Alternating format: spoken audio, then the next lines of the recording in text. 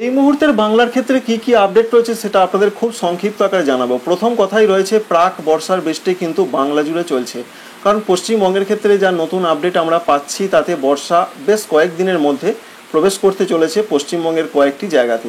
তবে ইতিমধ্যে বর্ষার অগ্রগতি আরও আজকে হয়েছে, যেমন ত্রিপুরা হয়নি এখনও প্রবেশ বর্ষার, কিন্তু মিজোরাম আগে হয়েছিল দু এক জায়গায়। পরবর্তী ক্ষেত্রে জানা যাচ্ছে মণিপুর নাগাল্যান্ডে আজকে বর্ষা প্রবেশ করেছে বেশ কিছু কিছু জায়গায়, অন্যদিকে কেরলে বর্ষা প্রবেশ করেছিল এবং আজকে যেটা জানা যাচ্ছে মহারাষ্ট্র এবং গোয়ার কিছু কিছু জায়গায় বর্ষা প্রবেশ করেছে। তাই বর্ষা প্রবেশ করে যাচ্ছে, নির্ধারিত 8 দিন আগে বর্ষা প্রবেশ করেছে সময়ের আগে, এবং বর্ষার অগ্রগতি কিন্তু হচ্ছে। এবার সব থেকে বড় ব্যাপার যে বাংলা জুড়ে অর্থাৎ পশ্চিমবঙ্গ জুড়ে যে প্রাক বর্ষার বৃষ্টিটা চলছে, কোথাও কোথাও একেবারে মাঝারি থেকে বর্ষার মতন বৃষ্টি চলছে। এই অবস্থা কিন্তু আগামী কয়েক দিন ধরে চলতে পারে। আজকের যে আপডেট রয়েছে বর্ধমান, বীরভূম, মুর্শিদাবাদ এই সমস্ত জায়গাগুলোতে মাঝারি ধরনের বৃষ্টির কথা বলা হয়েছে, সেরকমই আমরা দেখতে পাচ্ছি। তবে সারা পশ্চিমবঙ্গের দক্ষিণবঙ্গ জুড়ে কিন্তু মাঝারি থেকে দু এক জায়গায় আজকে ভারী বৃষ্টি হতে পারে। সঙ্গে মালদহ, দক্ষিণ দিনাজপুরে সেরকম একটা সম্ভাবনা রয়েছে। এবং আগামীকালের যা তথ্য আমরা পাচ্ছি, আগামীকাল পশ্চিমবঙ্গের উত্তরবঙ্গের দিকে বৃষ্টিটা একটু বাড়তে পারে। মালদা, দক্ষিণ দিনাজপুর, উত্তর দিনাজপুর, দার্জিলিং, কালিম্পং, জলপাইগুড়ি, কুচবিহার, আলিপুরদুয়ারের দিকে, অর্থাৎ আজকে শেষ রাত থেকে আগামীকাল দুপুরের মধ্যে উত্তরবঙ্গ মাঝারি থেকে দু এক জায়গায় ভারী বৃষ্টি হতে পারে।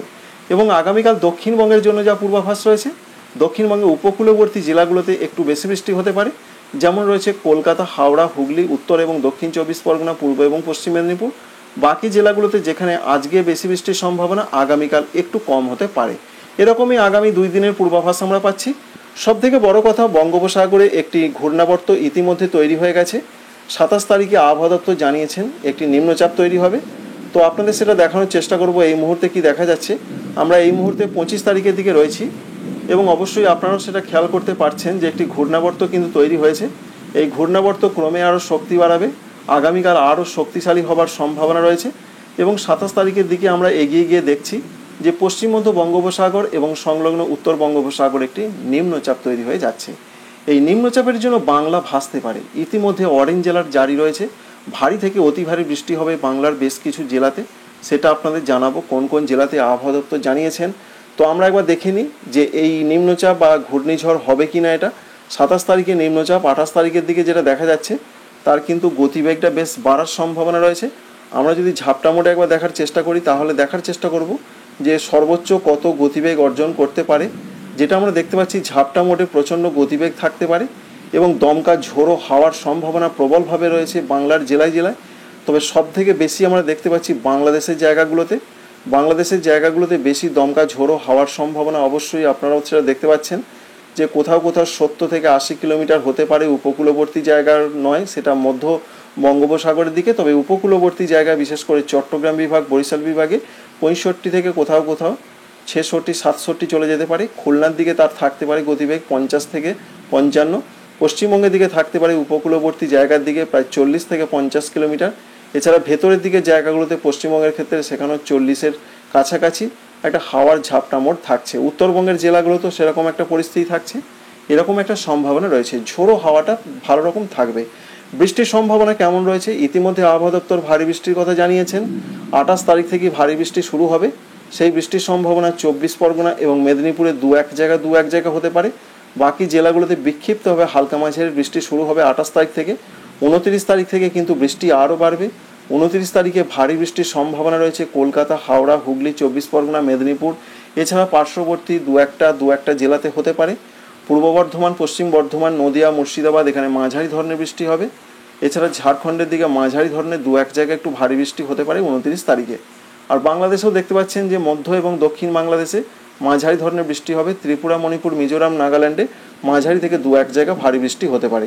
30 তারিখের দিকে যে বৃষ্টি কমে যাবে এমন কোনো আপডেট নেই। 30 তারিখও দক্ষিণবঙ্গ জুড়ে যেমন বৃষ্টি হবে, উত্তরবঙ্গে 30 তারিখ থেকে বৃষ্টি বাড়বে। বিশেষ করে দার্জিলিং, কালিম্পং, জলপাইগুড়ি, কুচবিহার, আলিপুরদুয়ার, উত্তর দিনাজপুর, দক্ষিণ দিনাজপুর, মালদহ এই জেলাগুলোতে মাঝারি থেকে ভারী বৃষ্টি হতে পারে। সারা দক্ষিণবঙ্গ জুড়েও মাঝারি থেকে ভারী বৃষ্টির সম্ভাবনা কিন্তু বেশ কিছু কিছু জায়গায় হবে। তবে 29 তারিখে ঝাড়খণ্ডের দিকে এবং 30 তারিখে দু এক জায়গায় মাঝারি থেকে মাঝারি ভারী সম্ভাবনা রয়েছে। সব থেকে বড় ব্যাপার রয়েছে 30 তারিখ রাত থেকে 31 তারিখের মধ্যে উত্তরবঙ্গের জেলাগুলোতে ব্যাপক বৃষ্টির কথা বলেছেন আবহাওয়া দপ্তর। যেমন তারা বলেছেন যে 29 এবং 30, সঙ্গে আমরা 31 তারিখেও দেখতে পাচ্ছি। বিশেষ করে বলা হয়েছে যে জলপাইগুড়ি, আলিপুরদুয়ার, কুচবিহার এখানে ভারী বৃষ্টি, অরেঞ্জ অ্যালার্ট রয়েছে, দু এক জায়গায় অতি ভারী বৃষ্টি হতে পারে। 30 তারিখের দিকে নিচের দিকে জেলাগুলোতে যেমন উত্তর দিনাজপুর, দক্ষিণ দিনাজপুর, মালদহতেও ভারী বৃষ্টির সম্ভাবনা রয়েছে। আর বাংলাদেশের ক্ষেত্রে 30 এবং 31 তারিখ রংপুর, ময়মনসিংহ, সিলেট, রাজশাহী, ঢাকা এখানে মাঝারি থেকে ভারী বৃষ্টি হতে পারে। ত্রিপুরা, মণিপুর, মিজোরাম, নাগাল্যান্ডে 28 থেকে 31 তারিখ পর্যন্ত মাঝারি থেকে ভারী বৃষ্টির সম্ভাবনা রয়েছে। এবং 31 তারিখের দিকে যদি আমরা তাকাই, তাহলে 31 তারিখে উত্তরবঙ্গের জেলাগুলোতে বৃষ্টি প্রচণ্ডভাবে হবে। দক্ষিণবঙ্গ, ঝাড়খণ্ড থেকে বৃষ্টি কমে যাচ্ছে। বাংলাদেশের পূর্বাঞ্চলে বেশি বৃষ্টি হবে। আসাম, মেঘালয়, অরুণাচল, ত্রিপুরা, মণিপুর, মিজোরাম, নাগাল্যান্ডে ব্যাপক বৃষ্টি হতে পারে। জুন মাসের 1 তারিখ থেকে এই নিম্নচাপ কিন্তু মুক্ত হবে বাংলা, এমনটাই আমরা দেখতে পাচ্ছি। বৃষ্টি চলে যাবে উত্তর পূর্ব ভারতের দিকে, কারণ সিস্টেমটা যেভাবে আসার সম্ভাবনা রয়েছে এইভাবে এসে এইভাবে চলে যেতে পারে, যার ফলে বৃষ্টিটাও কিন্তু এইভাবে চলে যাবে।